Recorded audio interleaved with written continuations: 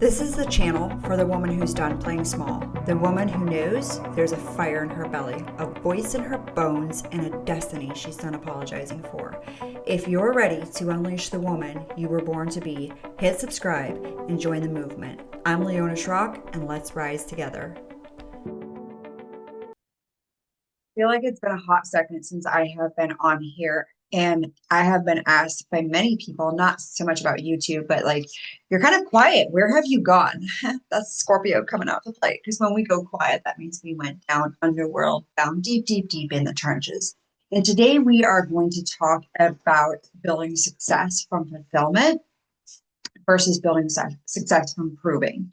Now, where I was in the trenches, whoops, super excited to be here, was actually not that so much. I had my whole brand meet and greet with myself, dark night of the soul, if you will, a few years ago when I almost lost my middle one, and I'll share about that in a little bit. But I was navigating through another layer of my own identity of releasing more of the proving and going deeper into fulfillment. Because if there's one thing about me in life is if I am going to take action, if I'm doing something, it is going to be aligned. I am not a half-assed person. I have no tolerance for it.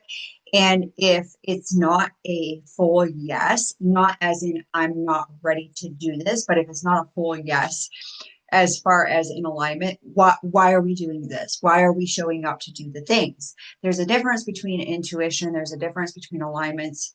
Well, the intuition and alignment go together versus I'm not ready, the emotional standpoint of it.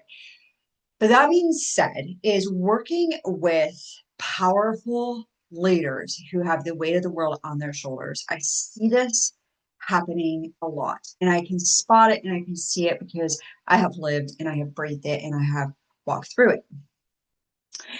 So most entrepreneurs create a life they build a business from the place of chaos. We grew up in chaos. We grew up in loneliness. We grew up in having to survive. We kept ourselves safe. That is where the high achiever was born. We didn't feel safe in the beingness of who we are, so we began to do things to create safety because we have human needs. And we didn't get those needs met from the ones that took care of us. And whilst that was its own journey in itself, understanding the way that you are wired and fired is going to make a massive difference in how you show up in your business. And I think one of the biggest identity crashes that we will go through as business owners is when we realize that we have built something coming from a place of proving ourselves, but it doesn't necessarily mean that it's fulfilling, which requires us to go inside of ourselves, tap deep within, and do some soul searching and really ask ourselves some difficult questions and feel some things that we have been avoiding to feel. Because underneath most high achievers is there is a silent, energetic force that is in the driver's seat that many, many times is never seen by the outside world, is unworthiness. And you can have all the money in the world that you want. You can have the business. And I know that this is not something brand new that I'm saying. You can have all the materialistic things, if you will. It doesn't mean that you can't live your life, but you're never going to feel like it's enough because you never felt like you were enough as a child. That is part of the programming that started funneling through your nervous system. I need to do something in order to feel loved. I need to earn my worth. And however we were wired and fired as children will show up in our life until we actually come face to face with inside of ourselves. And one of the things with being a high achiever is our greatest addiction is work, accomplishment, doing the next thing, setting the bar another notch higher. And for me, where mine took place, where my whole world crashed and burned because I was extremely successful. I had a cleaning business that I actually burnt to the ground 3 times, rebuilt it beyond of what I was even like capable of at that time, of what the capacity that I could hold, was when my middle child got sick. When Amy had severe aplastic anemia, and we had almost a year-long journey where I had to make decisions so unbelievably fast to save my child's life.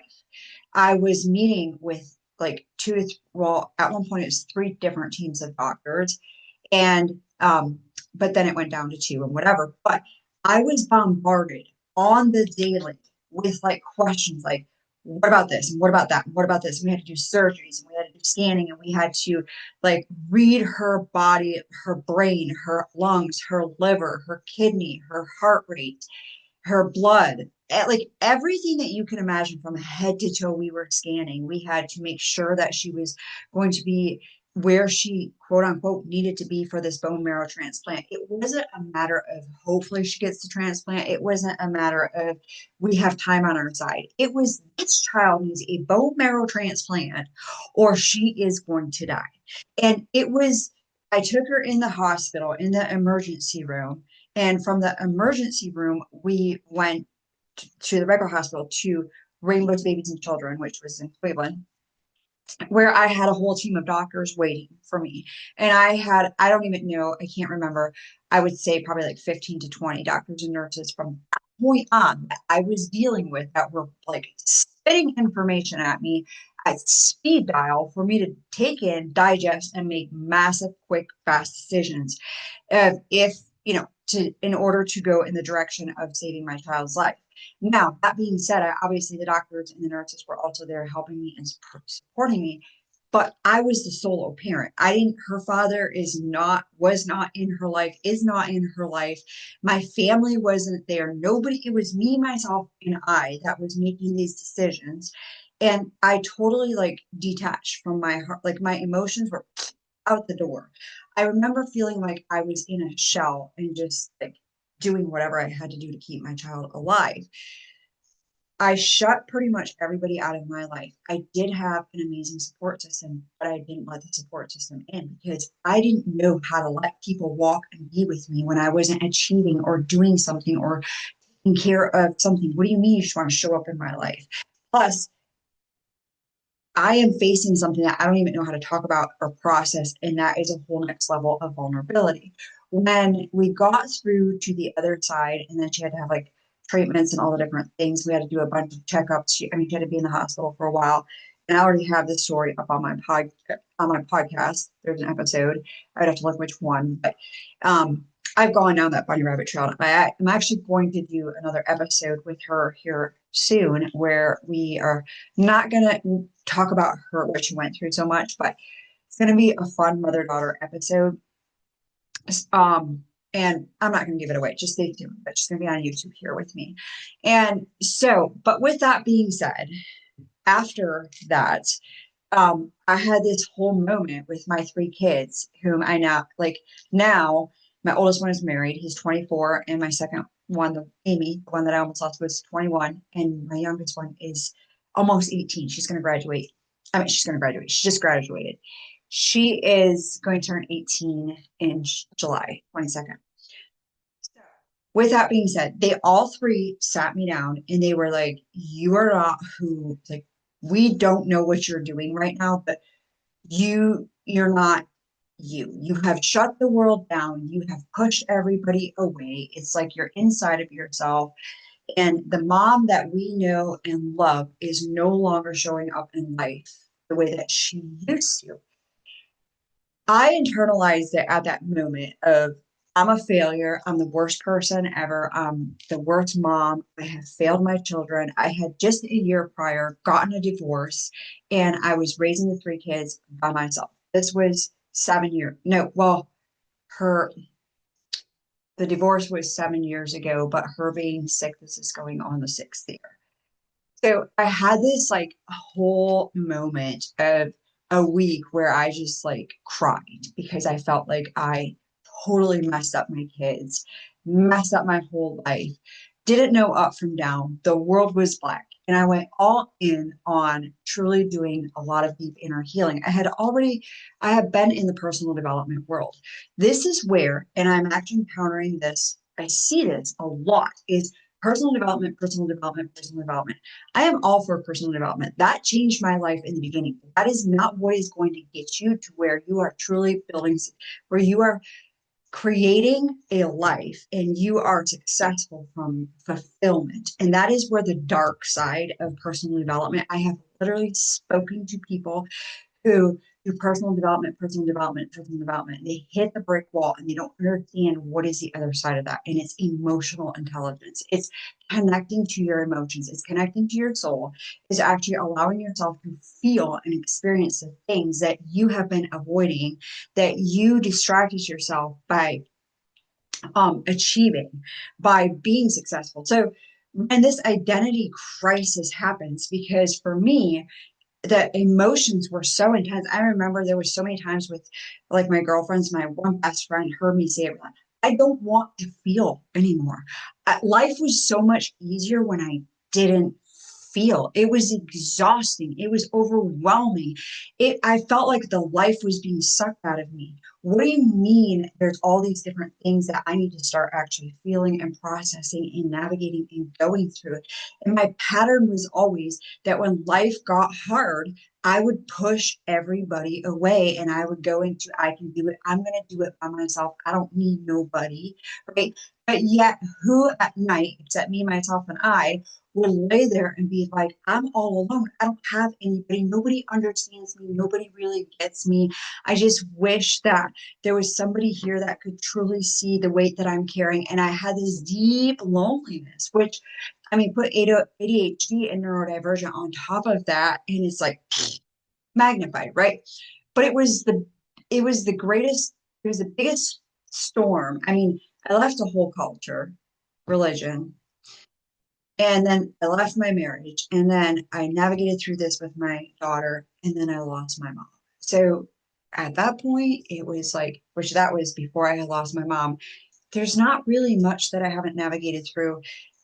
And I always say that if like that year that I walked through with her, that once you walk through a life and death situation like I did, and I had to make such intense, fast decisions by myself, you can handle any type of stress and pressure. That is why I am so good at working with powerful leaders and helping them gain clarity in the midst of the pressure, because it's not that they can't handle the pressure. They are under the pressure and they already are successful. It's the weight and it's the overwhelm and it's the exhaustion, it's the burnt out, it's the loneliness that sits on the inside that you don't know what to do with because you've never actually been with yourself long enough or giving yourself the permission, because that requires you to experience and feel things. But what happens in this is you will gain clarity and you will start leading from more confidence. But in that to be said, is as I went through that and I connected deeper with my intuition, I connected deeper with my discernment, I actually connected with what is aligned. It was a valley. It was a valley that I went through. And I remember for the longest time, I didn't know, like I knew success defined because for me, now I know success for me is my kids and seeing them thrive and seeing them live life fully and the relationship that I have with my kids. That is the definition of success to me. And for me to make an impact and change lives in this world, but I couldn't do it anymore from a place where I was not aligned with myself and what God had written on my heart and have deep, soulful, meaningful relationships with my kids. They are the legend. And where that began and where that started, excuse me, was within me. I had to cultivate a deep, soulful, meaningful relationship with me. But when you do that, you get to this point where you look, and this is where every powerful leader hits this point.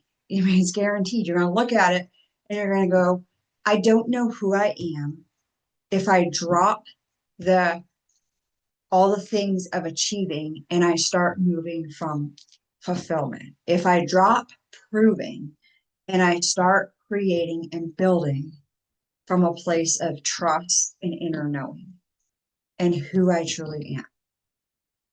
It's absolutely terrifying. I remember I felt like I lost my sense of purpose. I felt like my whole world got flipped upside down. I felt like I lost myself. I had to grieve that part of myself. But now I get to live a life. Is it always easy? No. Sometimes it's like, right now I'm going through one of my biggest identity shifts, and I will share in some seasons down where I am walking away from something that is for the greater good of myself and this company. And it's not any hard feelings, but it's something that I had to navigate and do a complete shift in my identity. But that being said, is when I now live my life from a place of it does bring me joy. Just like yesterday, it's summer here, it's hot, and my oldest one is married to him and his wife, and my middle one and her boyfriend, and my youngest one. We all went to the lake and we had dinner there when we went to get ice cream. I'm actually present with my family. I get to take in the moments, the times where I look at them and I tear up. I tear up just thinking about it. I get to live this life with my kids. I get to watch them flourish and grow and be who they are. Not because who I wanted them to be, but because who they are in their own unique path. And they're all thriving. They're doing amazing. I'm so proud of them. And I get to build a business from a vision that was written on my heart and create an impact and change lives. I get to travel the world. I have friends all across the world. I have amazing relationships. I have some things that are terrifying me right now, yes, but I am fulfilled. It's, I move from trust and knowing and building a relationship with uncertainty. Do I still feel scared at times? Yes, absolutely. Do I always move with a confidence of knowing? No. Tapping into my trust and knowing that God's got me and I'm called to do this and moving step by step forward. But the difference between proving and fulfillment is proving is there's always going to be an empty void. Fulfillment is when you connect deeply with yourself and you trust and you have an inner knowing and you move from that place and you take action from alignment, from trust, from intuition, from discernment, from belief. Yes. So if you're like, I want to go deeper with this, I have more questions, or what's it like to work with you one on one, or my program that is coming out this month, Reclaim Her Power, you know where to find me. Hunt me down, contact me. I will send you the information, and I will see you on the next episode.